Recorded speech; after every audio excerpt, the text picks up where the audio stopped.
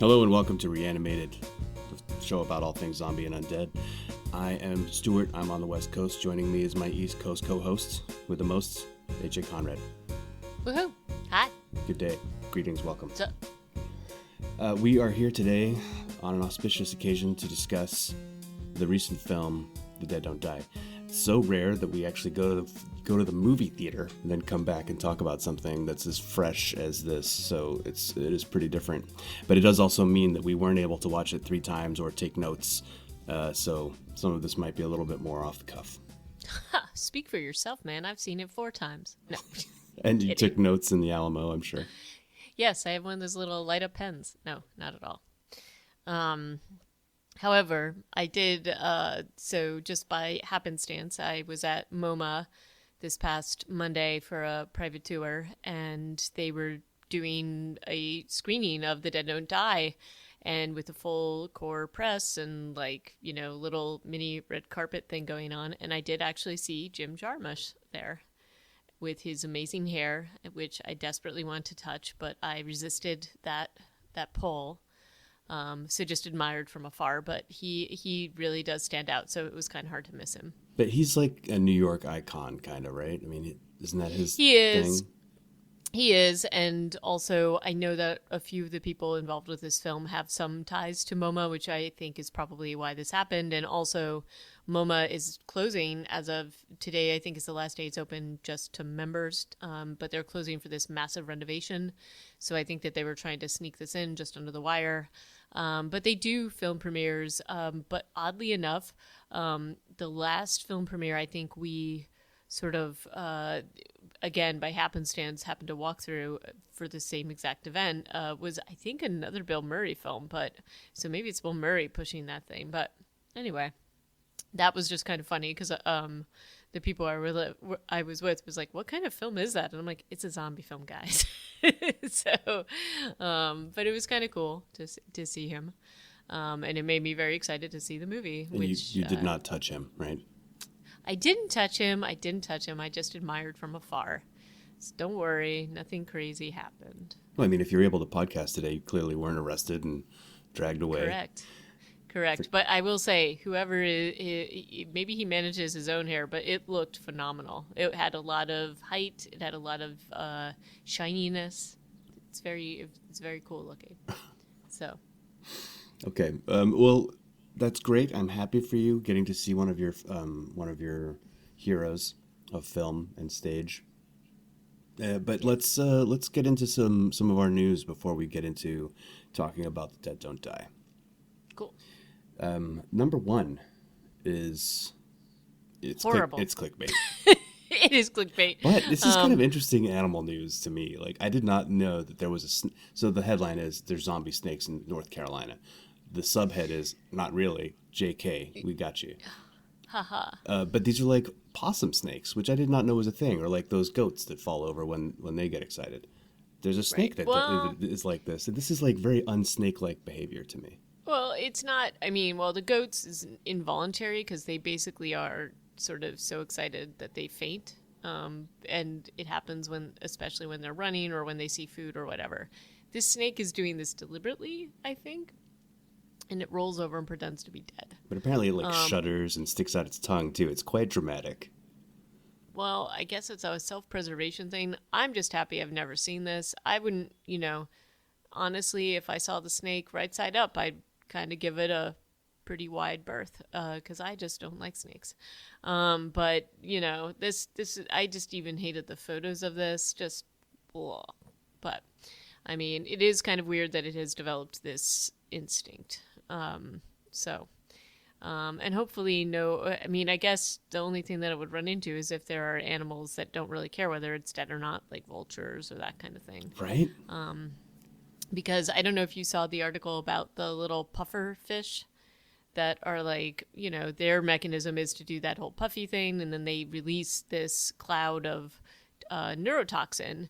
But apparently to dolphins, this just gets dolphins high. So they play with these things and like kill the little they like play and kill the little pufferfish. So I guess this instinct for the snake will work out as long as it's not attracting anything that, is cool with, carrion. right? Yeah, exactly. It might backfire.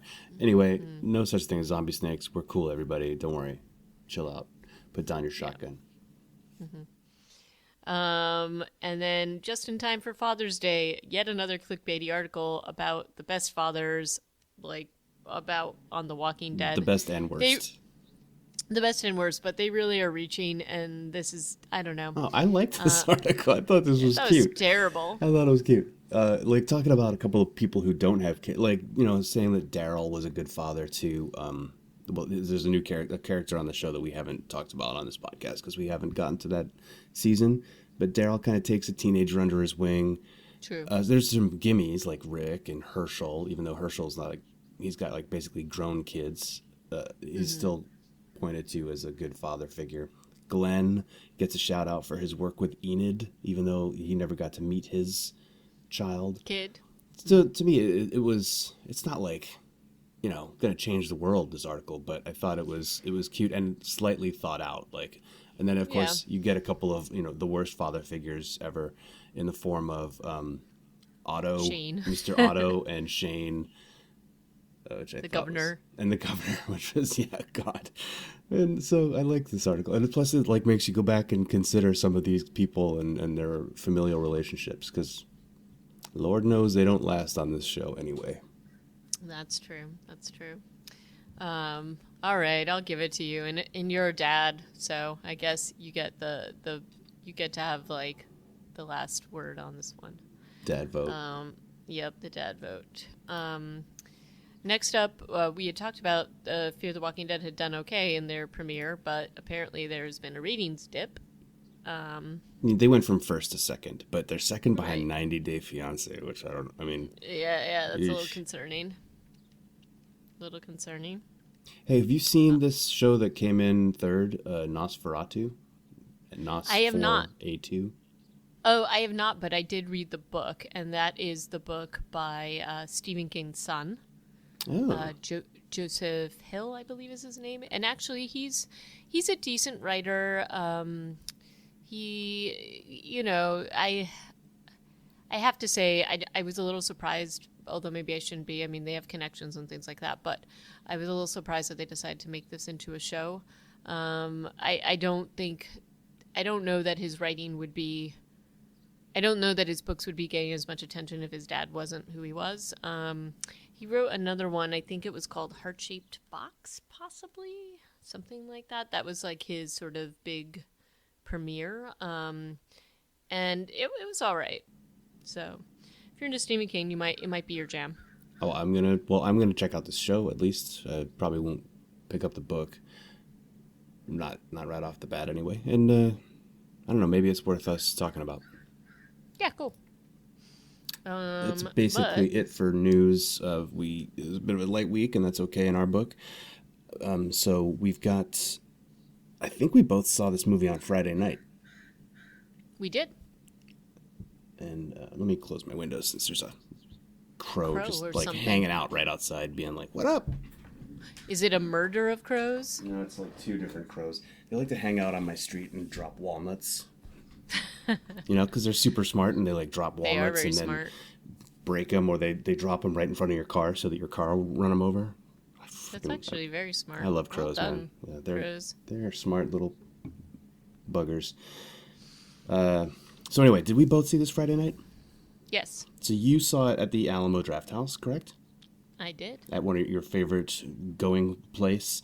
I like to see movies either in my small town because they sell beer and they have leather seats that recline, or I'll go to the a nearby multiplex. It also sells beer now, I think, and also has stadium seating and assigned seats and all those Yep. beautiful, modern accoutrements. Instead, for this one, I had to go to the local fine arts theater that plays like indie films. It's 20 miles away, and It does not serve beer. does not serve beer, so 1 point against it. Has not been remodeled in probably 30 years. No stadium seating, no air conditioning. Or the air conditioning was there, you could tell, because it was super loud, but it didn't actually cool anything. And So fun movie watching experience. Then. yeah, it was like usually when I go see movies, I'll go to the last show of the night so that it doesn't interfere with parenting. So I'll just, I'll be out pretty late. And that means that the crowds are not really that bad. Although this is an opening weekend and a Friday, so there were, but this theater I don't usually go to. There were more people in the theater. A guy had chose to sit down right next to me, even though I was in a completely empty row, like I hate that. right next to me.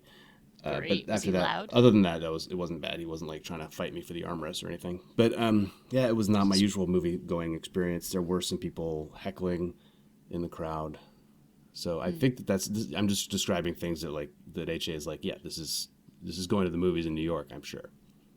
Well, actually, no, because Alamo has a no texting, no talking policy, which is part of why it's my movie theater of choice. And then second to that, which I like it, but they don't have the reserved seating, is the Nighthawk Cinema. And they originally had a theater in Williamsburg, which is a little bit of a haul for me to get to. But they recently opened one very much walkable. It's a walkable distance in our neighborhood. The only issue is that they don't have the assigned seating, which means you have to show up at least pretty early to make sure that you get seat, especially if it's something you really want to have good seats for. That said, their food is really amazing. They have amazing food and beer and all that stuff. So that's kind of cool. But in this case, I wanted to make sure that I got to see it in the environment that I wanted to. And so I went to Alamo. And Bill actually came and a couple of our friends. So, I was psyched to see it. And it was definitely sold out. But in this case, it doesn't matter as much because it's the no talking, no texting kind of thing. And that's cool. I mean, the show I went to was not sold out, not by a long shot. But yeah, it was fine. I'm not trying to say that it was a terrible movie going experience. It was just different, and I would prefer it if these things would get a slightly wider release. But in this case, I don't know that we could have expected that. So we've seen a couple of reviews since, you and I. I don't think I had tried not to read any before we went in. How do you want to break down this movie? Do you want to just go through it or just talk about highlights and lowlights?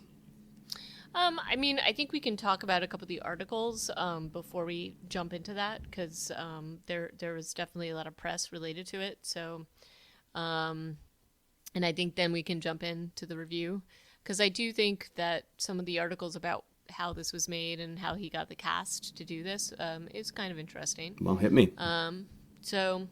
There was a Rolling Stone article that just came out, and it was talking to him about this particular film. And, so he lives up in the Catskills, and he is usually somebody that does he's more into vampires and has said that. And so it was interesting that he did this. And I think it was very much a statement about how he's kind of feeling about the world.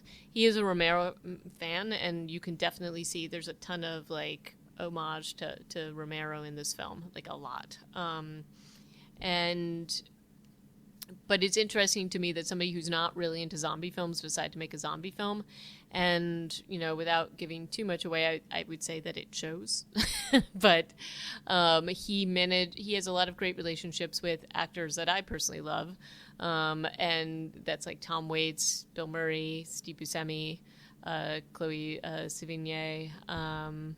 He got Selena Gomez, Carol Kane, Iggy Pop, Tom Waits. I mean, Adam Driver. Just an incredible cast. And there's another article we're going to throw into the notes, which is basically how he approached everybody to do this. And basically, they all just wanted to do this movie with him. And they filmed this in upstate New York. And as you would expect, Bill Murray got into a lot of trouble during the filming because he just kind of does his own thing. And just kind of takes off, wanders into people's houses and that kind of thing, like in asks for cookies, apparently. But I do think that, there was overall, my just general take is that I had a lot of hope for this movie, and I also stayed away from the spoilers, but I had seen a couple of things, and I have maybe a little bit less of a negative take on it, though overall it's not necessarily my favorite film that I've ever seen. I'd say I was pretty skeptical going into it just because of the the phenomenon of when something is packaged too well or too nicely or too flashy, then typically it never stands up to the hype. Right. And Well, I and my kind of expected this film not to stand up. And I think my well, takeaway is that it didn't. But it also kind of met it my expectations in that regard. well, I don't think it stood up, but I don't think there are things that I really liked about it and things I didn't. But overall, I just did not feel like it was the cohesive package. And what I was worried about, turned out to be totally true, was that within the trailer, they have a lot of little pithy moments and scenes, and I was concerned that those would probably be the sort of highlights or the best of like the comedic pieces. And when you compare this to say Shaun of the Dead, which I think did stand up, you saw a lot less of that kind of like, there were a couple of moments, but they didn't give too much away. And I felt like as we saw the trailers getting longer and longer, we were seeing more and more of this film. And I was like, ooh, I feel like this is going to let us down. Mm-hmm. And I did feel that way, but there were parts that I definitely very much enjoyed. But why don't we hop into it? Do you want to start out? Well, With so the I'm not going to be overview? able to do this play by play because I can't remember every moment of this film anymore. So I will talk about some highlights. Highlight number one for me is Adam Driver and his character, Roberts. What's his first name? Ronnie. Ronald Ronnie. Peterson, I think. Yep. I really enjoyed his delivery. And then his character is like, there's some cool stuff about this movie. And of course, guys, spoilers. So, GTFO if you haven't seen the movie yet, or if you don't care, hang out. So Ronnie Peterson knows that he's in a movie. Big spoiler. But Yep. that aside, Adam Driver's delivery of most of his lines, and some of those are in the trailers. The one where he's like, "I think it's zombies, ghouls." He's like Okay. channeling Christopher Walken to me. And Can we also talk about how he says ghouls may be the best way that anybody's ever said ghouls ever? then Tom And Waits I says want it ghouls later, and I'm like, yeah, I I love know this use of the word ghouls. ghouls, right? I'm thinking zombies. You know, the undead. Ghouls. Was he your personal highlight in terms of all performances? Because I also really like Chloe Savini. I thought she was great. I also he was definitely, I think, to me the main highlight. He and I will tell you, generally, like I've always had. So I did not watch Girls. I don't know if you did. Yeah, I So did. I never. So maybe that is part of what is coloring my sort of impression of him. And So what do I you know have him had sort best of, from? honestly, it was Star Wars. Wow. And I didn't really, but then I saw him in Black Klansman, and I thought he was amazing. And so he has really, like, in terms of seeing his performances, I really have come to like him a lot. And he was amazing in this. And some of the best parts of the films are his interactions with Bill Murray Oh and God, his sort yeah. of calling out just of everything. Like even from the get-go, one of the first scenes with him, we know that he knows he's in a movie because he basically, puts on the Dead Don't Die theme and is like, yeah, it's the theme. It's the theme you song. know? Yeah. And it's great. So I just loved him throughout this film, and I thought his sort of just general performance was incredible. So totally agree with you on that point. One of the other, just to go back to an earlier gripe of my movie going experience, was people were laughing all throughout this film. And I, like there were parts of it that were kind of chuckle worthy here and there, but there were people. The guy next to me, for instance, just laughed at every line. And I'm not trying to go negative, but a lot of the jokes in this movie felt like they were going over my head, or I just wasn't picking up on them. And maybe that was just because when you're in a room full of people laughing and you're like, wait, I don't get it. What's the punchline? How was your audience responding to the humor? So I think there was a lot of funny in this, but not all. Like I don't think it was like an uproarious laugh track during the entire film, but there were definite moments and maybe some of this is more in line with, I don't know, maybe because we're in New York, and so there were like references to hipsters and that kind of thing that we were all like laughing at. But there was just some really funny deliveries and performances, and I think overall there was definitely that going on, but I don't think it was like continuous throughout the film. You know what I mean? There were like little moments, but nobody was like laughing continuously. Yeah, well, basically. to me it seemed a little bit odd because I did feel like some of the jokes were flat to me Yeah. on delivery, not by delivery, but they just kind of like landed there, and you were like, oh, okay. I'm supposed to. Some of them, I would say, some of them were definitely groan worthy. Like, I can't believe you did that, right? So That was sort of at the scene of the diner, when they're like when the cops all roll up, and that's actually pretty far into the movie. When you see the trailer, you're like, this must be one of the first things that happens. But then it's probably half an hour, 45 minutes in, is when you finally get those all the Bill Murray, Danny Glover, Adam Driver, and Chloe Sevigny all reacting to the murders at the diner. Mm-hmm. And when the joke just gets drawn out and kind of trampled multiple times. Yeah, Well, it did this, several wild animals. And people I was with were actually laughing at every time they delivered that. And I was just like, wait, the third time you're going to laugh at the same joke, the third time that it's done? Well, I think that's sort of the point, is that like for that kind of a mechanism, it's like it gets unfunny and then you keep doing it so it gets funny again.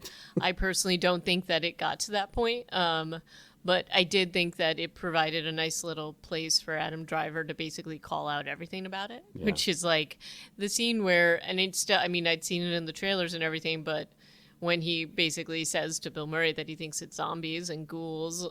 Ghouls.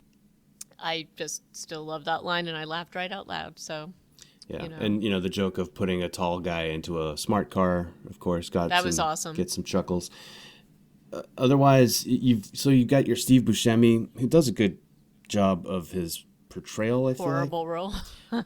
But that's where this movie also kind of takes on a political. I mean, there's a few political or like environmental. A few. It's all political, if you ask me. Well, some of it's anti-materialism, which I don't know if that's political, but so he's wearing a MAWA hat, I guess, Make America White Again. But at the same time, he is cordial to Danny Glover, Danny Glover's character Hank, who is just this nice guy, and even when he's a zombie, he's a nice guy. It's just funny. What was your take on the politics, I guess? I think Jim Jarmusch is quite political, and actually that's part of why I wanted to throw in that Rolling Stones article, because he talks about a lot of why he made this movie and some of the things that he's trying to say. And basically he just generally feels as if some of the things Romero is trying to say are all true today and somehow worse, and that we're focusing on the wrong things. So, I think that especially that particular character, and he even says like Steve Buscemi is like the furthest from that, but I knew that he'd be up a game for playing it. And there is definitely like this conflict where it just sort of this like weird thing where you see people who kind of espouse this philosophy, but when faced with like particular people or individuals in their community, they're like, oh, but not that person. And I think that's a little bit of what he was trying to say. And then in terms of the bigger picture going on here, which is that one of the big premise and why all this is happening in the film is because the world has been spun off its axis because of fracking in the so that's, and there's a lot of like things about fake news basically where all the officials are saying that fracking has no effect and that we shouldn't worry about it. And shouldn't listen to one scientist, right. We should basically undermining the value of science in favor of jobs and profits. Right. And there's a lot of political messaging going on here in terms of that. So he's hitting on a lot of different things. The materialism and the consumerism, that is definitely like a big tip of the hat. I mean, that's all Romero. And it's just put into modern day sort of like definitions. So there's definitely shout outs to how we're all attached to our phones, and with the whole premise of the zombies kind of going back to do the things that they like remember doing most or are obsessed with the most. That is very much Dawn of the Dead, going to the shopping malls. And so I think that he is absolutely making a political and commentary and a societal commentary, which isn't the most positive. So, and then he has like Tom Waits, who appears to be the crazy hermit guy. Well, he's the voice of Jim Jarmusch, basically. Correct. Also, I kind of felt like he didn't really want to associate with other people, or his schedule was such that he just had to be in the woods observing a lot of stuff, because you don't really see him interacting with characters that much, only in the very beginning, and that's with Bill Murray and Adam Driver's characters, and that's a bit from afar. So honestly, I don't know that they even necessarily had to be on set with each other. They're not actually in the same shot together. So I think that to me, this was like a never-ending stream of commentary, generally. Yeah, well, yeah, it typically was. So Tilda Swinton's character had some funny moments, and I had higher hopes for her character. Yeah. But then he just there's a decision made to make her an alien and then fly away, which to me was a real anticlimax for her character and for the movie. Yeah.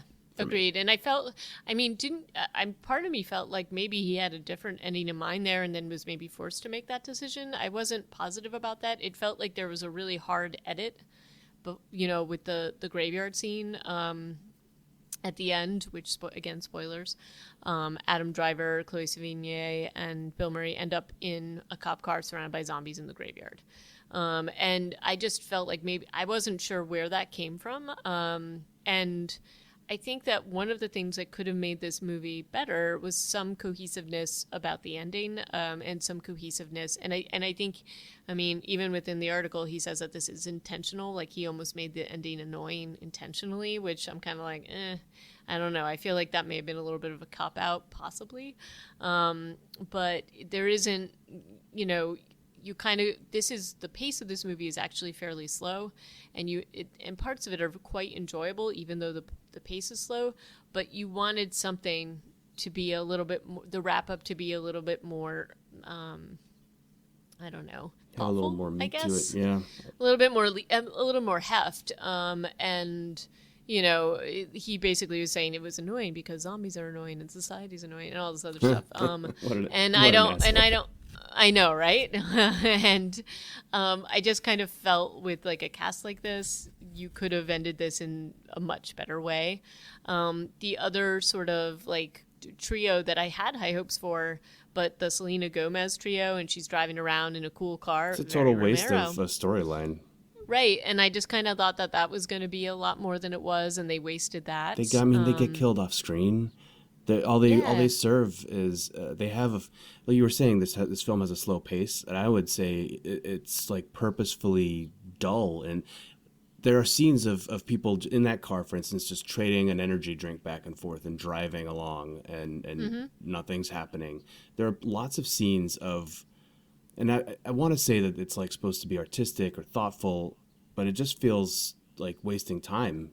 Wasteful. It feels wasteful, which I think is part of what he's saying, but I don't know that you needed to make a whole film like this to get that point across.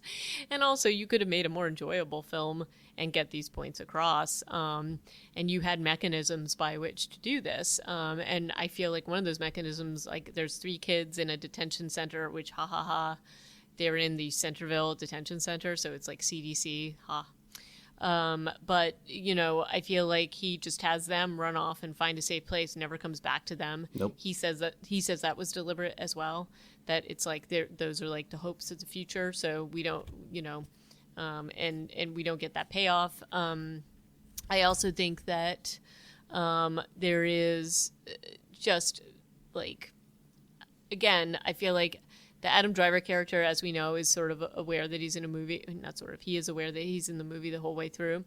And I don't know. I just felt like this sort of...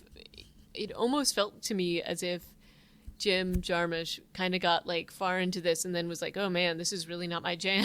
And then just didn't know what to do with it. And had a few like pithy ideas and just couldn't wrap it up in a cohesive way. I was really hoping that Chloe Sevigny's character Minerva or Mindy would have more of a character arc. She starts off like a little tough, but then she's like the coward of the group, which I'm like, cool. You don't often get. Well, no, you do get cowards in zombie shows, but I was hoping that she would not just stay as like a scream queen and turn into something a little more tough, but instead, she doesn't get any kind of arc, meaningful. She just stays scared, and she eventually gets out of the car and voluntarily gets eaten in a way, or it's not hard to tell if she has like a psychotic break or if that's her like bravery moment, but I feel like I wanted more from her character. I think she did a good job of being a scaredy cat, but I wanted her character to do better.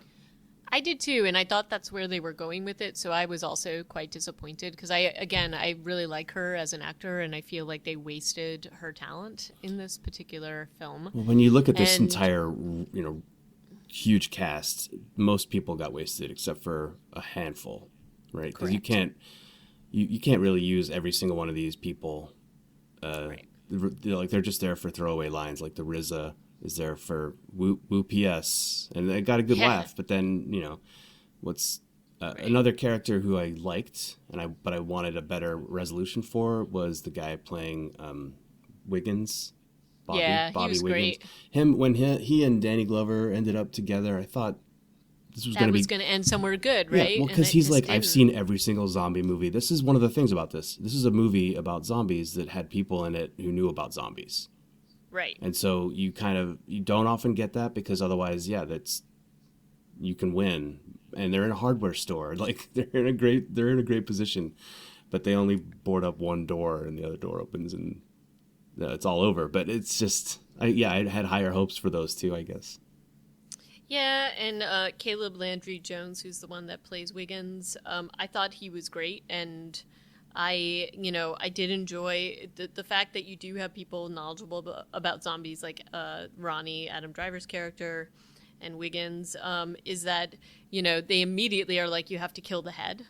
But one of the highlights I thought was sort of discovering how difficult that could be. So, you have them like coming up with almost like all the obvious ways to try to kill zombies that they've done in every film. Like they have hedge clippers, they have like axes, and samurai swords, obviously.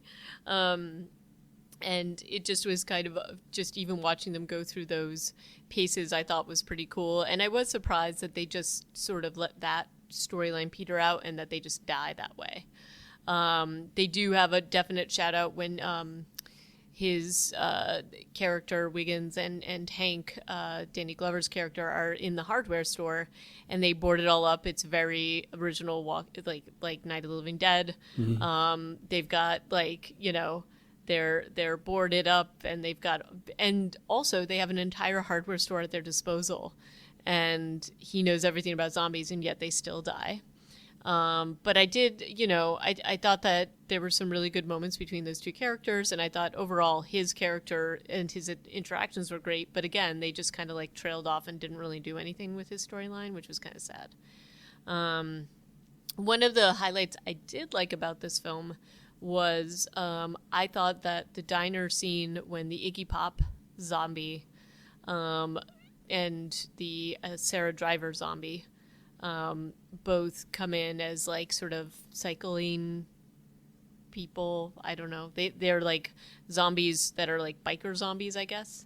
And they're attracted to the diner because they like coffee or something. But those kill scenes were pretty brutal. Yeah. And I thought that the effects were really disgusting. In fact, apparently Iggy Pop was like getting so ill during that.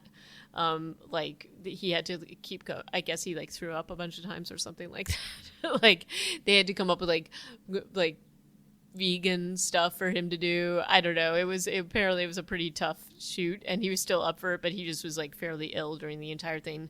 Also, I guess because of the plasticky smell or whatever with his makeup made him really sick. He looked pretty good as a zombie, and he did. And he played it. Yeah, he played did. it to the hilt. He had some really funny expressions that he made. The two of them were a funny couple of zombies that also they reappeared later, but you never really saw. You never got closure on them. I mean, there's no closure in this movie, really, unless you want to count Tom Waits' narration as the closure that you get. Yeah, but one of the things I wanted to talk to you about was just in terms of the diner scene. One of the things I thought was most effective, but also really disturbing, is they kill off the main person in the diner, Fern, and then they kill off the cleaning lady. But the cleaning lady doesn't fully die. Like she's still even though she's basically been eviscerated, but she's still kind of hanging in there, and like she's going to die, but she's still like kind of screaming, even while the two zombies have like now focused attention on getting coffee badly, and like and like they keep that soundtrack going on. And I thought that was like super disturbing and horrible. It's pretty messed up. Oh, and I guess I should mention that the other zombie that's partnered with Iggy Pop is Jim Jarmusch's partner. So that's Sarah Driver, and so she was very involved in the film, and she's done production, produced a bunch of these, and was quite. So I liked that effect. I also thought that the makeup for a lot of the zombies, like coming out the graveyard, was pretty good. Not all the time, but for a lot of it, I thought it was excellent. Yeah. So I thought that was like a good, strong piece of this film. I did think that they had just even the sort of graveyard scenes and the zombies from different generations coming out was really good. Just generally, I thought that was definitely a highlight. And again, it's what made it kind of disappointing that it didn't really have the sort of heavy weight of a good ending. And by good ending, I don't mean like a happy ending, but just sort of like a good ending with weight. But as Adam Driver's character says throughout this film, this isn't going to end well. And I felt like, again, this was somewhat deliberate that it doesn't end well, but not well, like just like badly, and not in a zombie way, just terribly.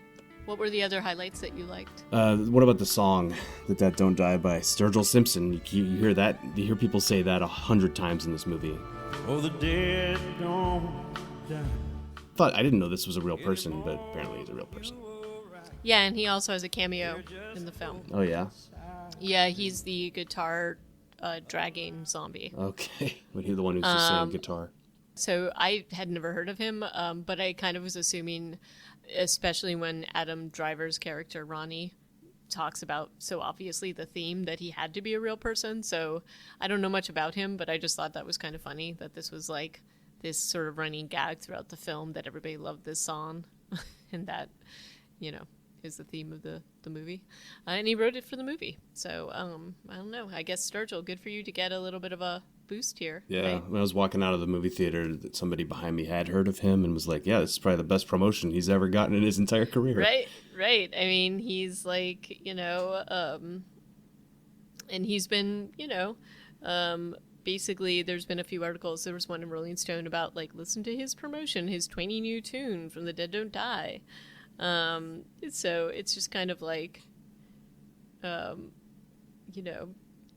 well done. And he released it as a single, and then he also has been producing a bunch of other stuff. And so, I mean, I'm glad that he befriended Jim Jarmusch, I guess, to be able to do this. But I had never heard of him before. But then again, this isn't necessarily my favorite music genre, because he's very much like country, right? Yes. But I've kind of reached the end of what I've got to talk about with Dead Don't Die without having seen it more than once or watching it on streaming. Do you feel like you've got any other parting thoughts? I guess my only parting thought is that I was definitely in the same boat as you, Stuart, where I thought that this was not going to have the payout, even though I was very excited to see all these people in it. I mean, a lot of these actors are some of my absolute favorite actors, and I think that generally when you have such a cast, this is the danger you run into with filming schedules and other things. And maybe some of those decisions were really made for artistic reasons and because that was the vision of this film.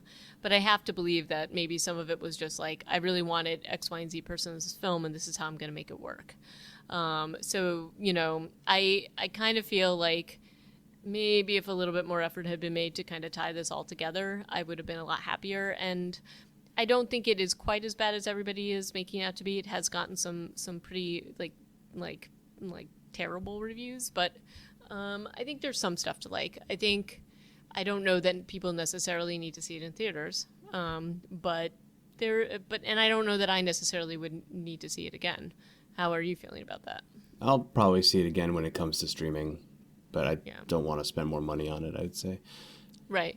Well, I mean, I would watch the I'll just take the clip out of the Adam Driver saying ghouls, and I think I'll probably be happy. Yeah. And I mean, look, I think some of the commentary is on point, but I think it would have been a lot more effective if a little bit more thought had been put into the ending. Yeah. I like the commentary too. It felt a little bit like sledgehammery, and if it had been a little more subtle and the storyline had been a little more serious, then I think it would have carried more weight for me too. I will say that one of the funnier things that happened was actually after the film was done and myself and my friends were walking out, there was somebody that was like, man, saying that humans are just being like zombies because of their phones and stuff, that's really harsh, man. It's just like, really? And it's like, have you never seen? Probably not. Have you never seen a Romero film? Because that's pretty much all that is. So we were all kind of chuckling about that when we heard the what I will have to say is a hipster saying that. How did your resident non-zombie movie-loving partner take this? I think he honestly was in the same boat as us, where he liked some of the sort of vignettes. There were definitely some funny moments and things like that. But he also, felt like there, in terms, like, and he likes Shaun of the Dead. So, I think he felt like if it had more of a thoughtful process in terms of wrapping that up. And then one of my friends who went to see it, actually, he makes horror films and that kind of thing. And we were all pretty much on the same page. So, and I think, they like, again, you spend this much money, you put this stuff out. It didn't get as wide a release as I think you would have liked to be able to see it in your theaters, but it has a pretty wide release for this kind of a film. But anyway, but that's all I have to say about it for now. And I still love Jim Jarmusch. I still love all these people in it, but I just was hoping for a little bit more. Fair enough. Well, okay, so that wraps up our recap / review, more, thoughts on The Dead Don't Die by Jim Jarmusch and a panoply of stars. Next time we're going to get together, we're going to be talking about Fear the Walking Dead Season 5, correct? Correct. Okay, so there's a couple episodes out already. There's going to be a third one coming out tonight. So I think we're going to be talking about the first two next time, and then possibly one at a time going forward. So maybe we'll see what happens. We'll let you know how that works out. Maybe we'll throw something else in the middle. Right. But for now, if you want to weigh in on The Dead Don't Die, you can do that at Reanimated PCast on Twitter, reanimatedpodcast@gmail.com on the emails, and our website is reanimatedpodcast.com, where you can read our show notes and leave us a message. And until next time, ciao. Thanks for listening, and bye.